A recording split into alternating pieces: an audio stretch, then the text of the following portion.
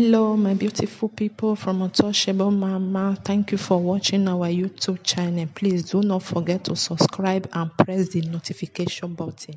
Thank you. One love. Bye bye.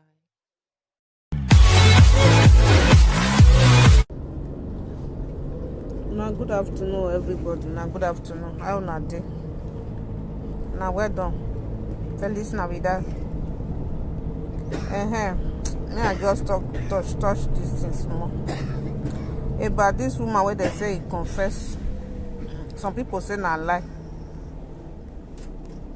Say na lie, say na makeup, say na regi. Now say make I wash her. The day it was about 2 days ago. Now first see the video, I just walked up past.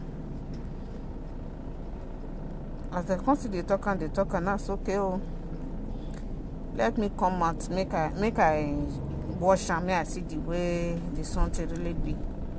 Now I can't see her. Now I can't listen to the confession. So some people say na fake, na arrange. I don't feel give the week. I don't feel testify for that kind of thing. Whether na arrange or whether na true, whether na lie. I don't fit talk and say na true or na lie, because something where concern winch, you know they get weakness unless you dey for there. May I speak my language, Iyore? Can we not concern must say, oh yeah, we not soon with me now unless someone of a roll ni or he answer to be type where maybe a matter no or okay no. We understand them and it's no. And why one is seven in a yamio. So where seven in a yamio one them matter gele no, I can't tell because it ma Iyore I remember seven or just one here, so I can't just tell. When me you go call it a video, Iyore. The something or get a CPO. One to call it live video. Go ahead, work when okay calling because which means umakwa wa egbaje the same. Okame no bawe. There kame no bawe. Egba iwa tule muladia.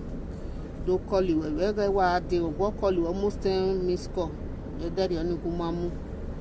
Mountain who are decide when you woo. Or the person coming about when our can't be. So when we were making our manage no give me no bad way. If not a dating, you know, no say dating mind, dating something. You remember when you met now. What is your woman can what is your me no bad way? Maybe. I can't say maybe one of your members no that so every year confess it concerning anywhere gay. You see a woman beer. Boy just see here. I think around April. You know you made that nothing now. I think around April where Diana go have where unhama. Even me, he will give you a congratulations now because unami oma. No we go. We go. If we test a video, only go. Omana go go. So I want to give my former view. Now it's again. So around the pray, Nani just that time. After that time, we may congratulate you when. Ona ladia, ona mo picture ladia where a discount, ultrasound, yamu. We view how I know. Una do a come in Nika or come in Yafe, but we see one. We see one river. Okay. Well, you guys see where I meaning we get a big before I get the ultrasound. Okay, don't money here, but at least they know what a month in no we have money, a month in ultrasound, here while I we no. Maybe also that country or 3 months or 4 months in. Before I get the more ultrasound in Iyore, una we view how you are no. So I was very happy. Iwa kakabo agogo, where there you need. Where Usado Babi, I got away where many people no get the Vienna. I mean, from live video presenters, no, we don't be an able to look at that me out. So, in my nasi lama ma etala jan we yan ha ma we talk well la jan we ha ma so in we me some presenters no be take there ya dey well yo ige ma o ha ma o ma e bi me ma ho ni gunjo because the whole way to we poluki because e ma so ro no we poluki iyan bia be 9 months iyan ya bia be ni meje na omo ko pa ni me 12 months e ya bia gadagba 10 months ike are labor ina labor for 2 months ike do be you understand so I feel well maybe to poluki or say no mana ibia kedere ade me so mo so be ro ni abia bi ya na ya obi ra mo paro na no si mi me bi ya tie ugbe ha wa gbebe kuje you understand. So I believe we may take our whole way a good really or isunu because our personal game 12 months gathered by a year in a labor for 2 months, hospital for 2 months to get over here. So the whole way maybe a good really always sunu that way or say no mana ibia kadori adi may expect me to be sibo walking on your men, and taking a good way. I may tell you, we need to send out our way. Nevertheless, the Lord is our strength.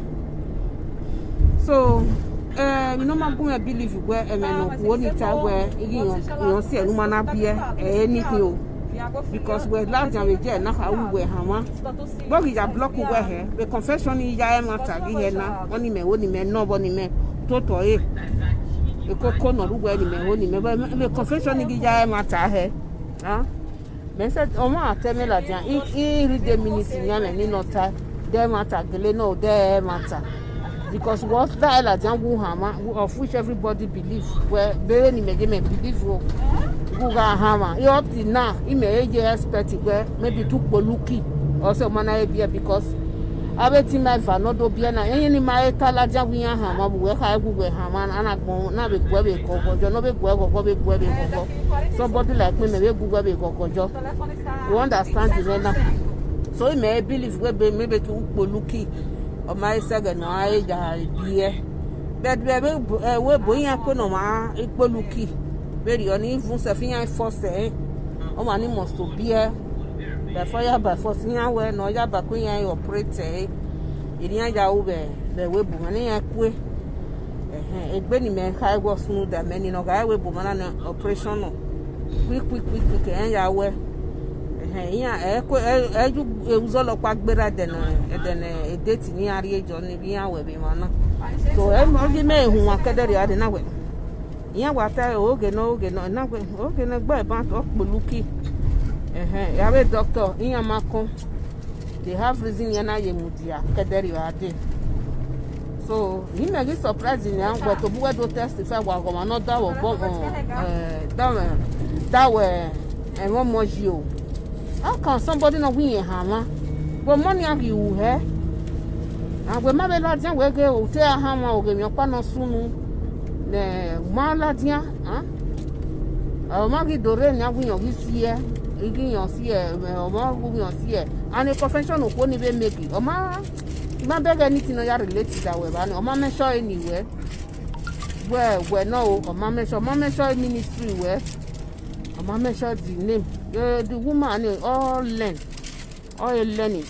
wa boy u wa te ka je u wa te ya we bo beti bi Joshua kewu before wa kedu away that confession mama wa eva wa ma learning so we no be receive the call ke no be the way the confession wa ma learning so wa ma yes square fake this thing wa ma yes square say tibi Joshua te ma wa at least have the support you run now wa te contact him before wa pay the mwela tian because so ko ni ga ha we 2020 o ma gbera ne 2021 yan fo na many days o ikele 2021 fo 2022 I get expecting na you we happy with 2000 yan we na you go happy with 2020 agbon lago da bi to lagi jeke da o ma wuge o ma gbera gijeke so if you not give me believe anything because that confession o ma who fear what they arrange of it what they gbe do ta magbon you understand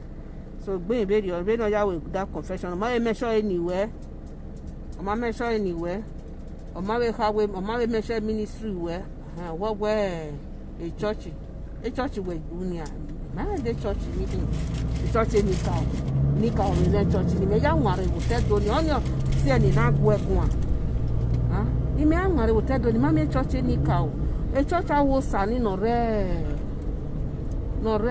doni awo sani e be oge ni ka o so awo sani okuta is the history yan okuta de kodukun re that time again so ebani yan na do a ebani ya fe yan na okuta yan na wa blink that is a rena oye no spark rena la jan bo that wo wa de kodukun re so ebani e bi do ya fe na ya gada yan na ti awosa yan na ya gada ya lerun anything ne maybe a problem na roted do ebani yan na ya gada ya lerun ana do mi ebe gene na be bojare yan ya disgwagwa eri magasiki odo format oido bebani ona gbe yen ma hold him nani iwi wotedo ozinya na ido je bani ya be church na me because na ebani here na ya na me bani na ya ya worship na before any other church kedo ilatia eri magasiki oje bani ya in church. You understand? So the way the way you worship baby now, obe different than any other way you worship baby. Obe seven na kaya wa we de ye. Awu kuse mania wa pe ni. Meka ile religion eno kwa the church ni na yetwin.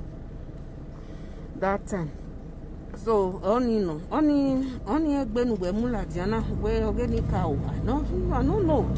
Ma go me understand we ma go me understand. We ma understand at all. What only a church? I'm when you cannot join two different things together. A church luga nika o luga wa wala jan we nika wa oga wa no bania o ko be genika o ko be dupore nika o be jibu tedo ni.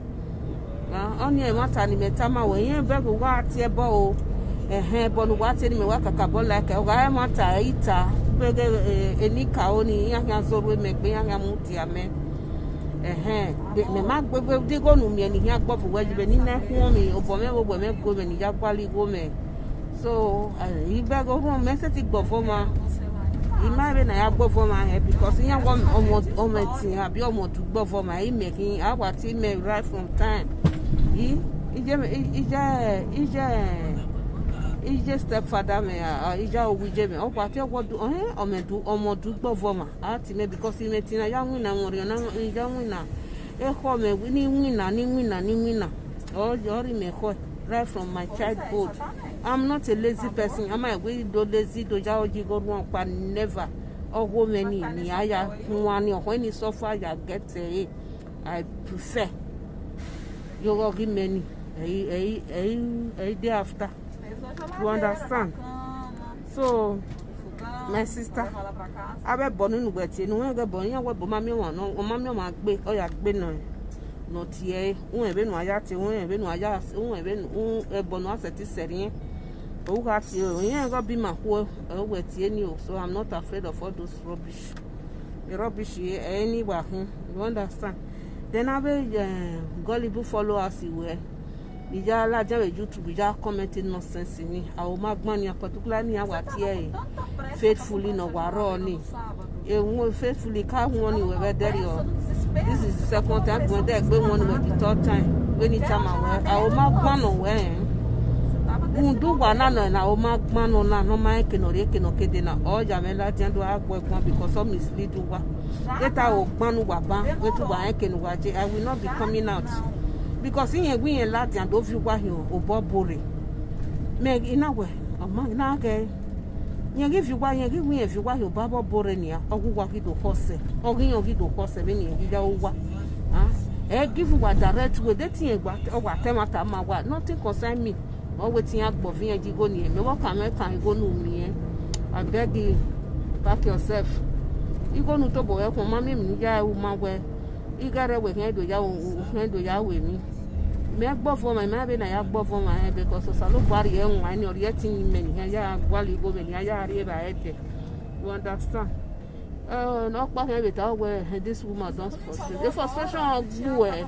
Man, I just want to do. It may hold me and winner. Even in time, I just want to struggle. Ni what the winner. Let me watch and men and women winner. If you make the thing I read by me, I think I see go by me. You are reckoning. I give me never winner. Why no one will make time? I win the total nigga you worry with me. I have been up my boy. Very good job. I will say, oh, mama, sir. Uwe wosa ni emaya toka de eje ro ni amago do dije no inya ma ya wan do digo nu ki kwa lona ha abe mu go ja mi ama e go nu ya mu lele gbe ari eyin o bu kwa lo tota abi nu pa ase ko wi yan report me my senior sister me be vitally ina we okay ya report me wana no la lo ni san wa first rate wa making wari wana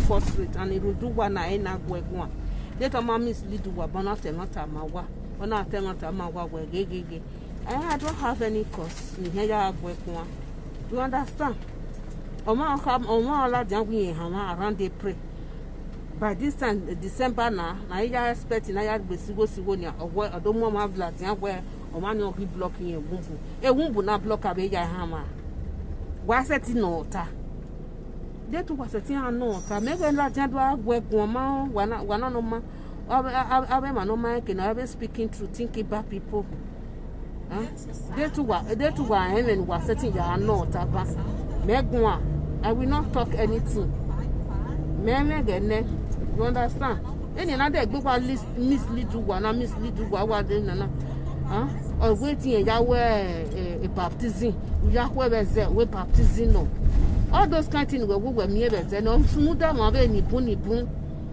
there was one of my sister that time get mana yekere o ma ya sa me be ze mama mi okoko ha na kwado tin ona do tin ja fe no mu no sa meji ibiaka ma hi mana mu okoko ni mana hu okoko ni mu ma ri okoko ni mu mama ya wako kwezebe no uwa kheni no ya samene he na la uwa kheni mana mwa ke ari uwa magiso wa ni mana na twa meje jegbedin ehe rugwe mana ti gwa doge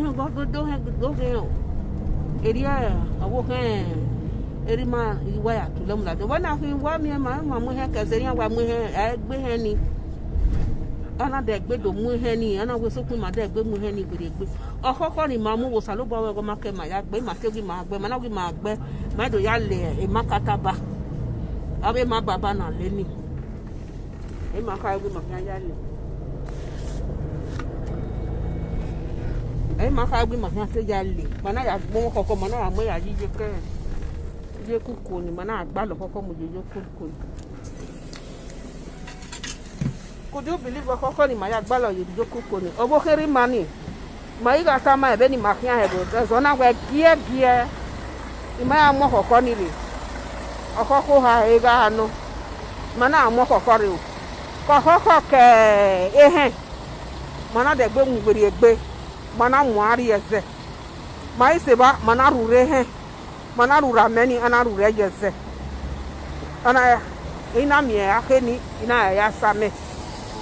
Me isa mene mena mune na wa amenu mamore wa mo mamelele wa ina mamene o ma megun e ba na ebo na wa ze oti mani ebo obo na wa so o ma ri gun me ma ego magwa me na wa ri gya pa abube gwale han be nu amu gya pa ri wa ya si obo me na wa ase him mana do loke okoko mana zo kokko bo mana do loke mana de wa ma be gun me gwa ma se mo pa na wa ta lo kian o ma gume gwa makedo sogwa magi sogwa agwe na sie na mi ake no rura me ake ma la hin ohunre tiyan do ya ti o hebo dore yena do ku do we mi ya fe for 7 days or 10 minutes do gwa you understand so emi nu we mi eni obi amegwe hin u wele kwa kekan I just want to tell you the truth. Who will let Quakaka? I worry a doctor. I don't see one panway. Who will let Quakaka? Because when I be a me, as the certificate where You understand? Oh, I want to make one of whatever nana. Or tell me, you woman, but or tamame. You woman, bari as the ebona, ebona, no, ebona. Whether cat is or making you, hey, I just said, I know making a win, you have no man. You know, you have any question. Who that oh, help, oh, honey, he will walk. Oh, have, oh, honey, he will walk. All the here, oh, my no. You have honey, you have not seen everybody as any of Philip Quania. Philip just there as an area of you or any. Oh, here, near to be a fear, as another baby, every big year.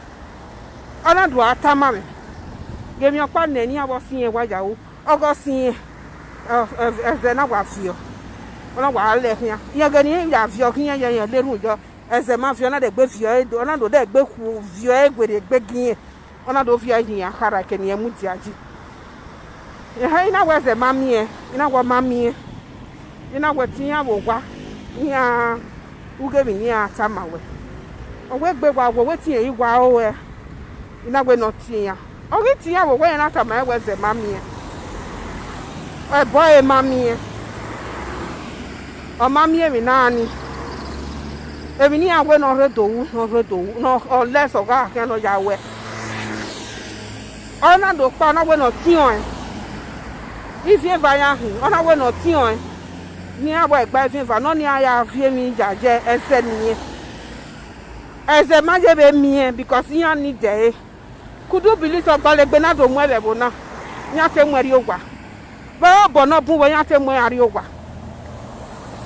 Well, Bonobu, Yatem where you were. Mamian, where I wreck you again now. Oh, Saga, a dagger got you to go back with me. Do. Only any time away. Oh, I said, so when you now be a me, was a teacher there? No, really good, no, feel, no, really good. Never. Oh, be a me, right from the time. What up, well, maybe I come my word. A rule who will no, a look who could not there was a badging. Do you think whatever those things? I beg, I don't want my only that Guagua. The man only Guagua. So just continue. I said, a kegger. What do you say, so everybody knows what's any. Or my dear flicky, because yeah, where a matter, 8 hours, I mislead devil. So, I'm not okay, airboy when you get any young bay. The motor do walk it okay, she's there. You understand them any channel. So our gullible followers when you have a young woman near Gualo because routine a menacuana. Yeah, we are frustrated. Yeah, I'm not frustrated. Yamakin. So, only not do confessing. When you are so high where every confession, every may believe. The reason you not believe where every confession, I may read the time because what time I go home. How can you do take the whole world okay, or $1 after 8 months, Abi? Or $1 where even your block you a whoop. You wanna be again 2020. A who can be where to Buga were total with Dammy Ho. Dammy, what Dammy Buga? Then I'm a memata rebani.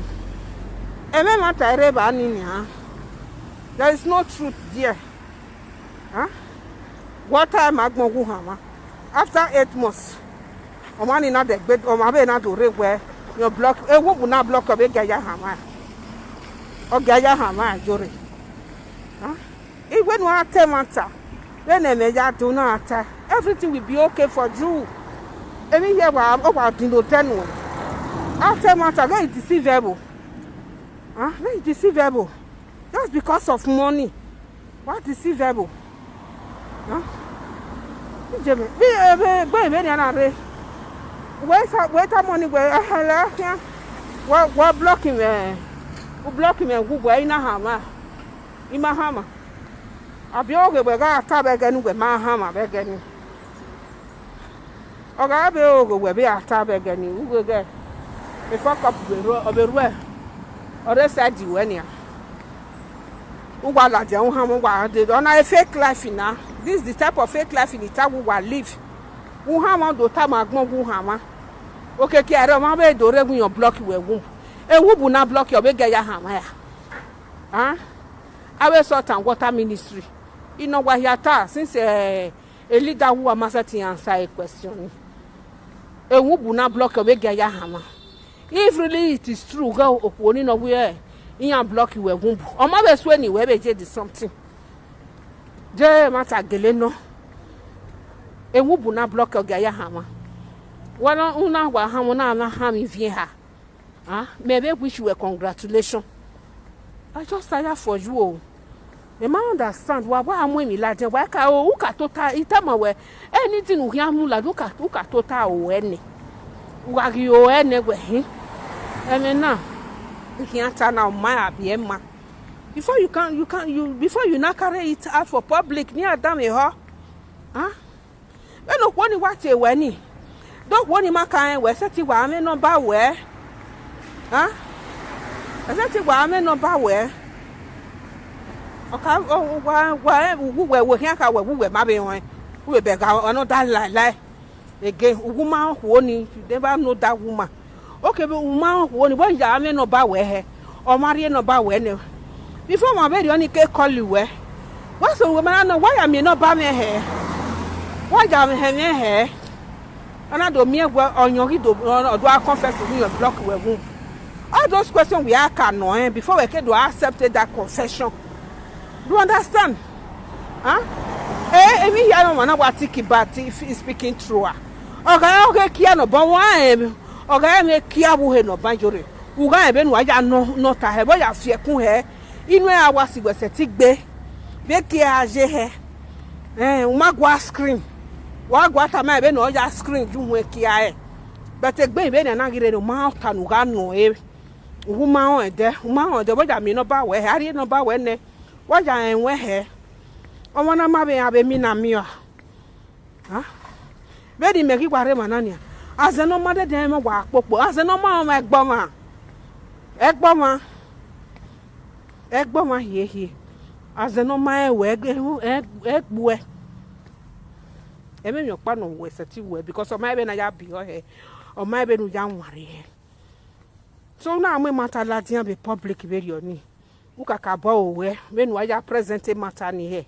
Na gmo na mi we bo ma Iyore. Because we are wa mi e very onu wa mula dia gbagada. Ube ho e we ma do reason ando I ando meditate nya me ni. Ah, do you think everybody wa think about? Agmohia wa think about or agmohia was speaking true when we ah agmohia it's not only your followers were good one, the whole world they were good one. There are people that have sense. They man reason.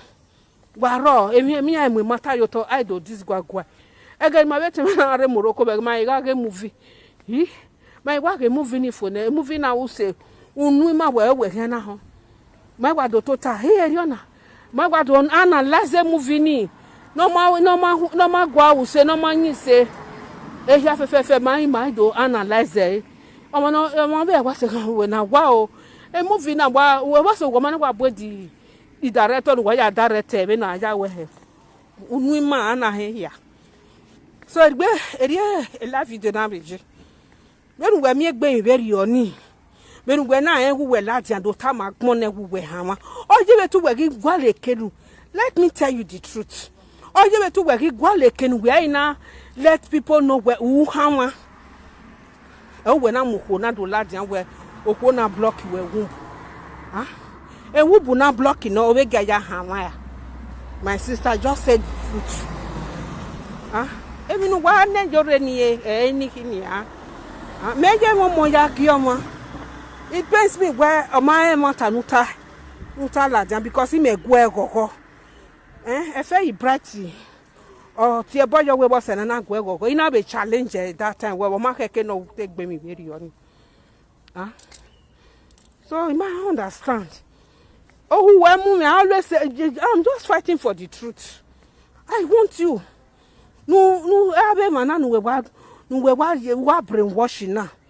Just tell them the truth and let them be free. Ima when you are lelewe, I'm not coming out to come and open any ministry. Anyway, no. I just want you to tell them the truth. Let them know the truth. Huh? I can't back mona. Una lo devil demata. I mean, you rock by beg away. One working out. When you make me above for my maybe I above for my hair. Perugia, what's a be my who? Oma agba mi ne kwa be mi. E dey na my beggar here ga here. Gba me correct beggar. 5 years me ya we beggar baby. The desert ike like wepo. Me condemn me beggar. I am a beggar. Ye condemn me. A beggar man say no gbigbi agia. When it's time away. A beggar ni me ya survive for 5 years. The desert. I wait my begging. Oh, I'm young, baby. I will guess so. No, my begging. Here, Muneko. Baby, Giddy, Baby Vigo. Here, my begging. When nobody had deported me from Tizawati to Shoebridge. He begging. He always salam alaikum. Ya say, Kenaba Rabuje, and Bella Abe Tentiji. Salam alaikum. Sadaka Bismillah. Yeah, me about to salam alaikum. Yeah, what you hula jambe. Uwoko boni anje. Alaikum salam. Iwe sadaka bismillah. Yeah, do because in any kind of in go take them very only. For this, I have no knowledge that is waste. Kemi nururi webe denena. Maybe in future, almost again. Huh? And every time I was once a Muslim. I can't make Quran. So all those things ni melani vekeni me jare we bubedene ya lo de ya we mi ya fefefe I don't know me to Muslim was we because the French yes we woman ni se la ije me was one la Muhammadu Rasulullah me what go when you are embrace me, you la ogwa, you via avec tomatoes no kaka, et attaché no kaka, when you have moins, et so de la owen de mujalabia y de mume, y de muzeme. Avec Gassinica, rien mouvement yako, ni a making a bakawi hammer, mais more propayako, and no ni me for go yagwan. Most of them were should bridge back here now when you do a lily because my joma wa me be tatters if you're that time they should bridge. So a beggar. No, there was one boy on the boat, panity. I got now a problem or a bill not team. And then I go, hey, Mama, what's a going from Salopa was saying, no, you been either way matter. Oh, so I will say, I will wear a marriage. In a walk, when one me bena or tell me why I call. Yagwale in a well, we are gwali winner. A man need not take a happy when in a when they be contacted. What ya time and gwali winner when gwale me in a well boy, can't say what ye. You know, we may be over Gumegua, we be in here. No be gwali winner. Then one after be in winner because a shorty oh Italy. In a well, it be after my. Ina we me nya go saloba ma dojo gwe ya USA ona we ri ono mama ina go ke we ya gwali wina o saloba we nu ene ya gwali wina ona we mama o we wina no ni ete mi we 1002 no pa ya we 1003 something o ma say 1005 o we wina ma say 1516 o we yen wina ina wo wina o we yen wina o and when you just like we but where in winning 1002 and ya we me wa we en win now you do winning 1002 you do has to go gwabu we we en win now you win we 1004 for we en win you know we wish me say shorting we wa una we wa mi go but we mama where ila we I wa mi go yeah ti winning 1002 you know okay me na ye ko hu Shoroti ni any ma. We bog with you. Shoroti very good. Very good. Public in Atana. I want to wish a rotten amigo when no contact me. Ya gualibiri and no ya amigo. We shall not so far no have better supermarket. Next street in our way, Allah. Do me, just contact me. Where but what in where it's your new hand, I'm able. Go sit down, fashion yourself. Mammy, but here. Ebo mammy, my rock benonya. Though a matter with the letter, though manino. No, man, video, live video presenters in no time or women who get ma. You go all gele popo, it's not your okay. My dear, I mean, no matter the my tally. A man who tabu, a ya go money, gueso. Organi do you have got 10% in the rate. Now making out your money, madam. I will not do it. You were been on a wabe japan and what time I were back. Before me do she had got a video need to wash it. Ime make a home where arrange no. Now mama have arrange a baby na tibi Joshua mano. Now I beg you. Nika ya again. Na gay. Me gay we 2020. O ma so ni we jeba. Ri amagwale ogogo bebe. A church. The church no ni we me church. Abe me ni ka o church ya. Ani e church. Huh? Oh well, okay. Working. Okay, working. I went on the go to or 1 million. I went on the game or go to yeje. I'll see a okay good. I went on a mammy came wedgie because of Mazi go to Mazigame on I imagine. What? The me I said here, I hear me. Oh, my working now. Because I went on the go to man or we a word I mean, I went on the game go to yeje. Uwe churchy, uwebo. When was your woman son was jeba? When my son were virgin, when I be a fear but just want to mislead them. Huh? Uwabe man, ni gulo ni guy. Ige yaka home. Imaka win yamaka home. I think he may be talk baby ladian. 2008, I did 30 where a woman got me cancer. Up to this present time, woman or madoma he or why you ragbon or be a rabuno. Who any tana he were. I ugin are you whom. When one lad and better only women lay your letter way. At a man with a lue. No support energy a lue. I'm a woman. I'm a woman set be me a man or work bay. Even I'm a woman wow, salt and water wow. It's for good luck. Omano gwale good luck. Salt and water. I mean, your recipe cure a disease. I mean, no rest again. I mean, no work be recipe cure. Huh? I don't want to go home. There who went on doctor. A doctor said to detect me no roy egbe with blood test. Well, those different type of tests we egbe. Only me know. Only me need. I always tell you the truth. Because I don't want you to be misleading them. Why mislead them? When you are always salt and water, woman, every layer that be boy, set to be a basso. Ah, woman, no me cancer when always salt and water, they gave me a doctor. Ah, but when 2007 or Bune, or no, 2008, only Yeragmo. Ah, maybe me a better your semi-rianti or your rabuno. Or Madoma he.